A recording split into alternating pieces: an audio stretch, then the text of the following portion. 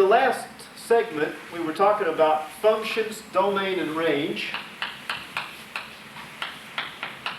And we talked about these ideas from the standpoint of the equation. This time I'd like to look at a graph. Suppose you were given a graph. Is there a way you could look at the graph and identify whether or not it's a function and identify what is the domain and the range? So let me give you an example of an equation that I can quickly derive a graph of it. Suppose I said y equals x squared. Now, if I substitute a value of x into this equation, any value of x you can think of, how many values of y will you get? How many values of y will you get? There will only be one value of y. In other words, if I put one value of x in there, how many values of y will you get out? 1. If I let x equal 0, y would be 0. If I let x equal 0, I get y equals 0. If I get x equal 1, I get y equal 1. Okay, by the way, I'm on page, I forgot to tell you what page I was on. I'm on page 28 of the handout. If you happen to have the revised edition of this handout, it's page 9. Right? Page 9 of the revised handout. But if x is 1, y is 1. What if x is negative 1? Y would be positive 1. Okay? Do you see that whatever value of x you put in, I don't care what value of y it is, but if you put a value of x in, there will be only one value of y that comes out of this thing. So if I graph this, if I graph a few points here, let's say x equals 2, y would be 2 squared, which would be 4. If I said x is negative 2, y would be, what? Negative 2 squared would be 4. Okay? And if I graph these points, I'll have a graph that looks like this. Let's say 0, 0. All right, I have 1 and up 1. I have negative 1 and up 1. 2 and up 4. Negative 2 and up 4. Do you see that for each value of x, there will be one and only one value of y, and the graph is going to look something like that? You're not even responsible for this graph in intermediate algebra. But I use this as an illustration to show you what I mean. Now, by contrast, I'd like to look at a different equation like x equals y squared. Now, what if I pick a value of x? Let's pick x equals, let's say 0. Then y would be what? If x is 0, then 0 equals y squared. What squared would be 0? There's only one answer, 0. Okay? Now what if I pick x equals 1? I'm picking the value of x equal 1. And if x equals 1, then you have 1 is equal to y squared. So y equals what? Plus or minus 1. You see, there are two values that you can square and get 1, aren't there? See, if you square 1, you get 1. If you square negative 1, you get 1. So there would be two values that you would have. Let's pick another value of x. Let's say x equals 4. Why do you think I picked x equals 4? You notice I skipped over 2 and 3? I'm thinking ahead, you know. So if I put 4 in for x, what do I have here? If x is 4, I got 4 is equal to y squared, right? So what would y have to be? What squared is 4? 2 or negative 2. You see that? So I get y equals 2 or negative 2. Okay? Or instead of writing 2 or negative 2, I put, guess what? Plus or minus 2. All right, now what I'd like to do is draw this graph. And if I draw this graph, let's say that x is 0, y is 0. Okay? X is 0, y is 0. Let x be 1, and y is what? Up 1, or it's down 1. Let x be 4, 2, 3, 4. Y is up 2, or it's down 2. And you see what we have is a graph that goes in this direction, And it also comes underneath like this. By the way, these are called parabolas, but you're not responsible for that at this point. Just for fun, let you know these are famous formulas with lots of good applications. I mean, they really have a lot of places where they apply. But now what I want you to notice about these two graphs is, does this one have a uniqueness property? This one does have a uniqueness property, doesn't it? Each x value has a unique y value, doesn't it? How about this one? Does this have a uniqueness property? Does each x value have a unique y value? Well, the 0 has a unique y value, but the rest of them do not have unique y values, see? So if x is 1, y is both 1 and -1. That's not unique. And this brings to mind something that we call the vertical line test. If you want to know if a graph is a function, if you can draw a vertical line that crosses the graph in two places, then it is not a function. Right? Any graph, a graph such that a vertical line, right? I can write the rule this way. If a vertical line crosses the graph in more than one point,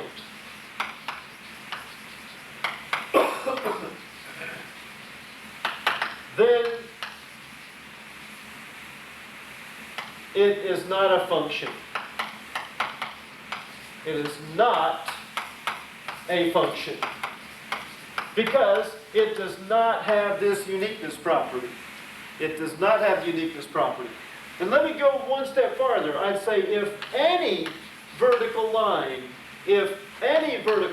crosses the graph in more than one point, then it is not a function. Now go back to this one. We said this one has the uniqueness property, didn't we? Can you draw a vertical line through this that crosses in more than one point? No. No. Every vertical line is going to cross at exactly one point. So this is a function, and this one is not a function. Okay? How about a horizontal line? We get to that? Is that in there somewhere? All right, what about a horizontal? No, we don't worry about a horizontal line. There is no horizontal line test, but good question. The only thing we have is a vertical line test. All right?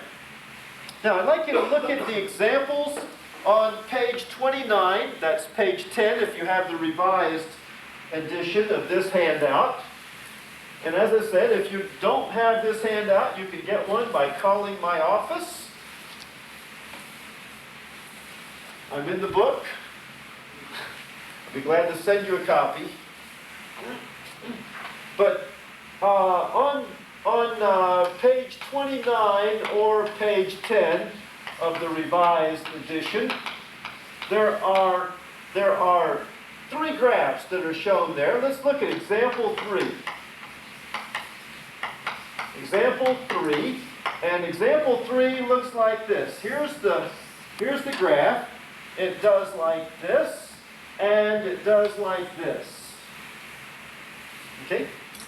Would it be possible to take any vertical line and cross the graph in two places? Yeah. It is possible, isn't it? Like that. There's one. One point here, one point there. Or over here, cross it in 2 points. So is that a function or is it not a function? Not a function. It is not a function because it does not have the uniqueness property. Being able to draw a vertical line that crosses the graph in two places means it does not have the uniqueness property, and therefore it is not a function. Okay? Right now, I want to also talk about the domain and the range from the graph. So suppose I took the graph I had a minute ago, like, what was it, y equals x squared, and this is what the graph looks like. Let's say the graph looked like this. And I'd like to be able to look at that, and can you tell what the domain is? From our previous explanation, looking at that equation, can you tell me what the domain is? Are there any restrictions on this? No restrictions, see, because any value of x you put in there will be fine. What do you notice about this graph? Do you notice that if you're talking about the x, which way does the x-axis go? to the right and to the left, okay? X-axis goes to the right and to the left, okay? Does this graph go all the way to the right? Does it go all the way to the left? Is it cut off anywhere here?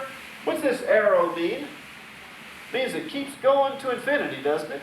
It keeps going up and up and up, out and out and out. In other words, you could go as far to the right as you want to, as far up as you want to. You will always have points on the graph. In other words, this graph goes all the way to the right, all the way to the left, and therefore there are no restrictions on x. That's how you can look at the graph and tell what the domain is. Looking at the graph, you can see the domain extends all the way to the left, to the right, and all the way to the left. Okay? Now, what about the range? The range talks about the outcome values of y. What values of y would you get if you let x be some of these numbers? In other words, y. Now, y, which way does the y-axis go? Up and down? All right, how far up can you go and still have points on this graph? All the way up. See, no matter how high I go, there will be points on the graph up that high, right? How about how low can I go? Can you go all the way down? Only to 0, you see? See, when you get down below 0, there are no values on this graph, are there? See, the graph only comes down as far as 0. So what y values would there be in this equation? 0. 0 to infinity. Here's what we just said. We said, is it a function? It is a function, yes. Function, the question was, yes. The domain, what's the domain? All the way to the left, to the right, all the way to the left, that would be from negative infinity to positive infinity. And the range would be from what to what? From 0 to infinity. From 0 all the way to infinity. Any questions on that? All right. What about this graph? Look at example 3 again. Example 3, since I still have this on the board, this is the point of 2 comma 0. This is the point negative 2 comma 0. All right? Now, we already said that it is not a function, right? But now what I want to do, I want to look at this and see if I can determine the domain and the range. Let's do the domain. The domain says, how far to the right does this go?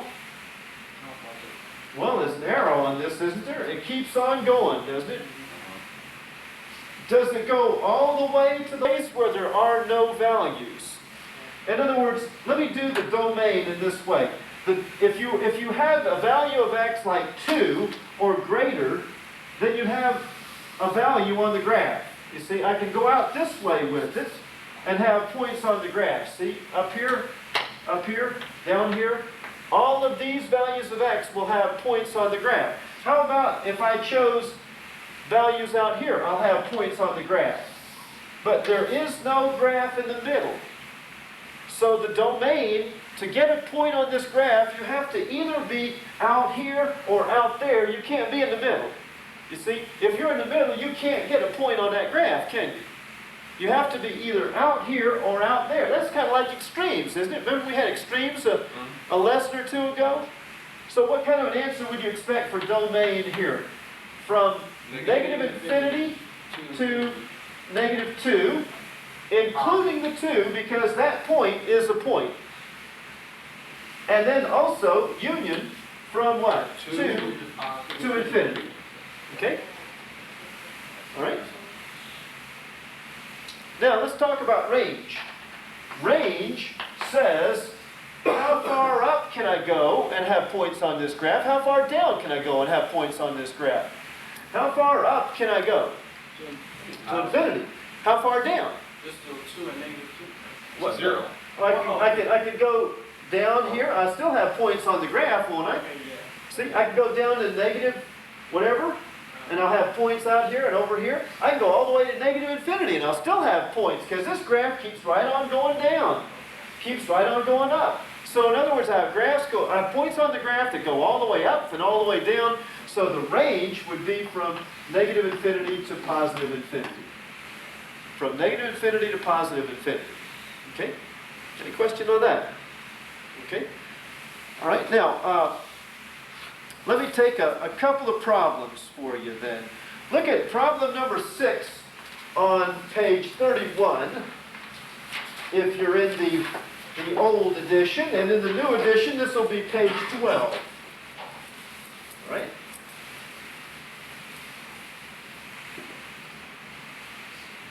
Page, what did I say, 31? 31. Or in the revised edition, it'll be page 12, revised.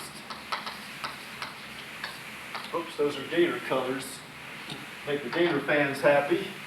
I'll have to bring my Garnet Gold chalk next time to give equal time to the Seminoles. Okay, number 6. And you've got a picture that looks like this. And this graph is called an ellipse. But you don't have to know what it's called. And it goes out as far as the point 2, 0 and negative 2, 0. And it goes up to 0, 4, and it goes down to 0, negative 4. Now I'd like to ask you for whether or not this is a function. It is a function. Can you draw a vertical line that'll cross the graph and go to one point? Yes. Yeah. Yes, you can. So therefore it is Not a function. not a function because it does not have that uniqueness property. It is not a function. Okay? If you can draw the line that crosses in 2 points, then it is not unique. You see, this value of x has 2 y values, right? This value of x has a y value up here and a y value down there. And therefore, that x value does not have a unique y value, and therefore it is not a function. Okay? Now, the next thing I want to do is determine the domain.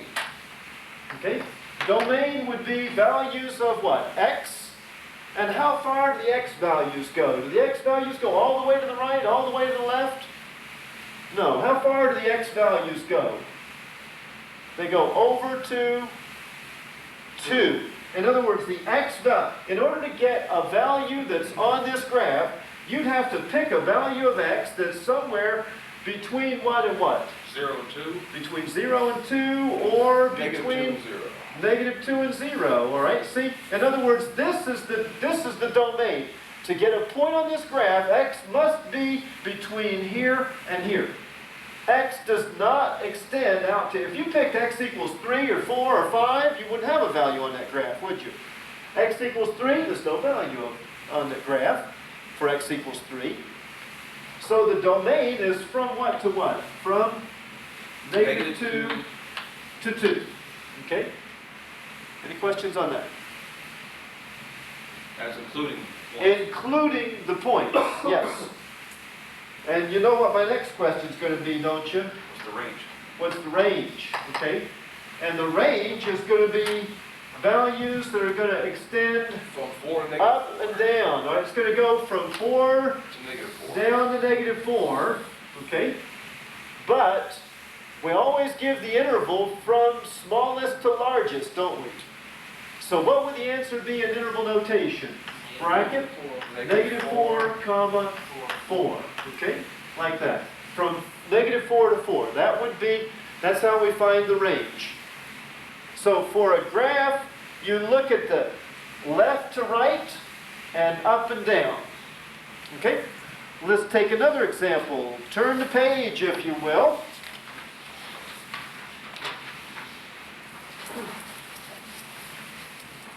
And look at number 11. Number 11 on the next page. And this is what the graph looks like. Now, it's got dotted lines here and dotted lines here. Dotted lines are actually lines that the graph approaches but does not touch. We call those asymptotes. Now, it is possible in higher math to cross an asymptote. In other words, the graph could cross that line, but when it's approaching it, it won't touch it. I can promise you that. As it's approaching it, it won't touch it. So we got this graph that does like this. All right? I want to know, is it a function? try, if you will, to draw a vertical line that crosses it in 2 It's points. a function. Can you do it? No. Even if you get up here, you see this graph keeps getting closer and closer to the x-axis until it gets so close you can't see any space between that line and the y-axis, and then you magnify it 1,000 times, and then there's space, isn't there? So then you can move closer, and it gets closer and closer and closer until, guess what? It gets so close you can't see space with a magnifying glass. So what do? You magnify it another 1,000 times, and lo and behold, there's space. And you keep getting closer and closer and closer, you will never get to that line. Okay, that's what I'm saying. Now, so you will never have 2 points right above each other, will you? So it is a function. This is a function, yes. Okay? Because you can't draw a vertical line. You can't find a vertical line that crosses that in more than 1 point. Okay? Now, what about domain? I want to talk about domain. Where is this graph with respect to the x-axis? Now, where's the x-axis? X-axis goes from left to right. So, where is this graph as it's reflected on the x-axis? Negative. All out here, right? There's no graph out here, is there? So you won't have any positive values of x on this. So it would be from what? From negative infinity. This graph extends x-wise from negative infinity up to 0. Will it ever get to 0? Now what if it got to 0? If it got to 0, I put 0 with a bracket. But it never gets there, does it? So what do I put? Parentheses. Okay? And then what about the range? The range. Range would be the y values. Like, it goes all the way up, but it doesn't come all the way down, does it? How far down does it come? Range would be from what to what? From 0 to infinity, you see? It never touches 0 out here. And of course it can't get to infinity. That's why we always put parentheses on the infinity. Any question on that? Okay? All right, now, let's take a look at another graph. Now let's get to a tricky one here. There's a problem in calculus that I love to use in my experience teaching in calculus. I used to always like to have a graph that looks something like this. And in this graph, there would be an asymptote. So let me get different colors here. There would be an asymptote over here. And you know, the graph could never cross or touch the asymptote. The graph would do something like this. And then you'd have the graph coming like this. And then over here a ways, there would be a hole in the graph. Okay? Like that. Now this is a problem right out of calculus. What am I doing in intermediate algebra? We're talking about a calculus problem. Well, I may not have the privilege of having you in calculus, so I just thought I'd show you this one thing. A lot of students in calculus have trouble because they don't know their asymptote from a hole in the graph. Okay? Now, let me get back to the handout. And can't believe I told that joke on a camera, can you? All right, page 15, as it were, of the revised. In the old edition, it would be page 34. Page 15, revised edition, page 34. And I'd like to take this problem, number 28. If you can do 28, then we can quit this thing and we'll go do something else. Here's a graph that looks similar to the one I just had up there. It's got all kinds of stuff in it. It's got an asymptote here. And it says at x equals 3, there's an asymptote. X equals 3. And at x equals negative 3, there's another asymptote. X equals negative 3. And if we go up 3 units, there's a point. And down 2 units is a y asymptote. Down 2 units, this would be y equals -2 is a y asymptote. Now let me draw this graph in here. The graph looks like this. Down in the left quarter, opening up in the middle, and then going down in the right quarter, like that. Look at that and tell me, do you think it is a function? Yes. It is a function, isn't it? So yes, it is a function. Function, yes. Because every vertical line crosses it only at one point.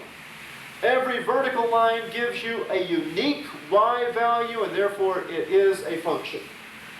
Now, the domain. The domain. What values of x could you use that would give you points on this graph? Look at this. Could you have values back in the left quarter that would give you values on this graph? Yes. But what about -3? No. At -3, there will not be a point on that graph, will there? Because I said it doesn't cross or touch the asymptote. All right? And so how about in here? Will there be values in here that are on the graph? Yes. If you go up to here, you'll have, if you let x equal 0, you'll have this point. Let x equal 1, you'll have this point. Let x equal 2, you'll have this point. Anything in here will give you a point on the graph, won't it? Anything over here will give you a point on the graph because it's going to be down here. All right? How about anything over here? Anything over here will give you a point down here on the graph. Any of these values that I've shaded on the x-axis will generate a value on the graph. Either down here, up here, or down there. Did I shade the whole number line? I did not shade the whole number line because what is it that's not allowed here for the domain? Domain. X cannot equal what? 3? 3 here or -3. X cannot equal plus or minus 3. X cannot equal plus or minus 3. X cannot equal 3 because there's no value on this graph. There's no value on this dotted line, is there? And there's no value on this dotted line, so therefore x cannot be 3 or -3. There's another way to write that same thing. That may be what your question is. Can you write this with intervals? Just see how many separate intervals do you have for this?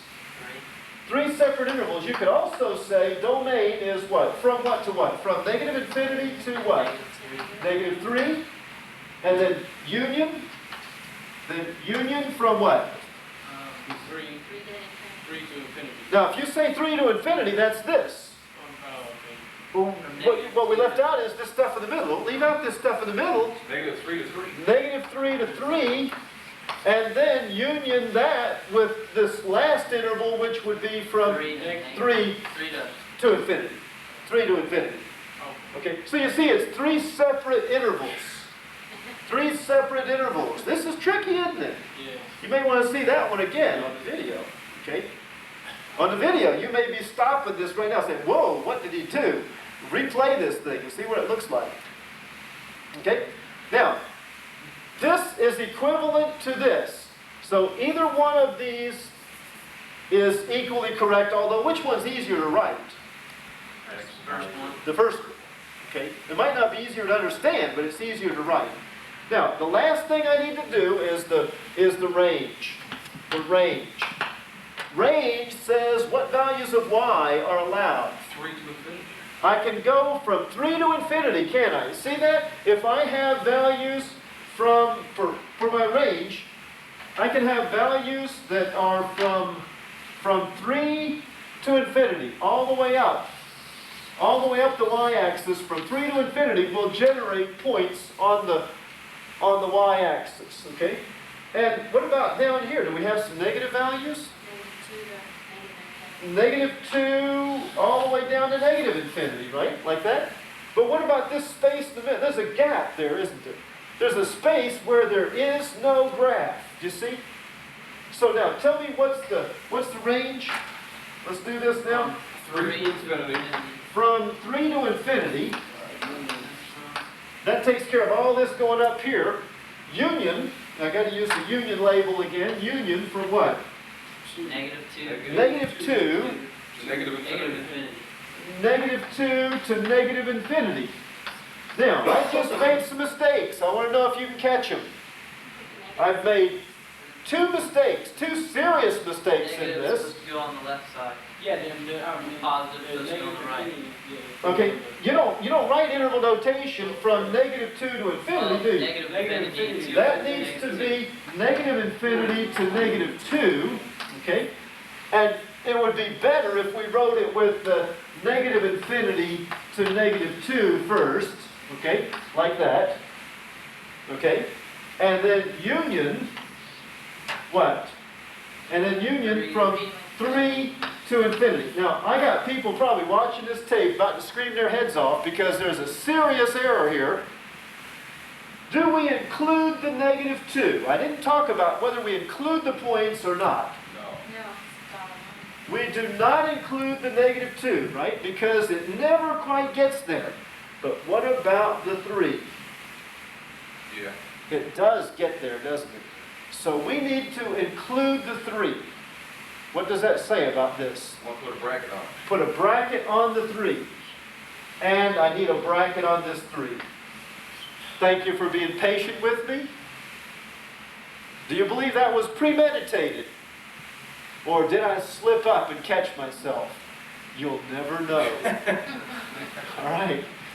All right. So what's the range? The range is from what to what? From negative infinity all the way down here. Negative infinity up to negative 2, but not including the negative 2. And then we skip over all these values in between here up to 3, beginning at 3, including the 3, and going all the way up to infinity. So that's the better way to write it, from left to right.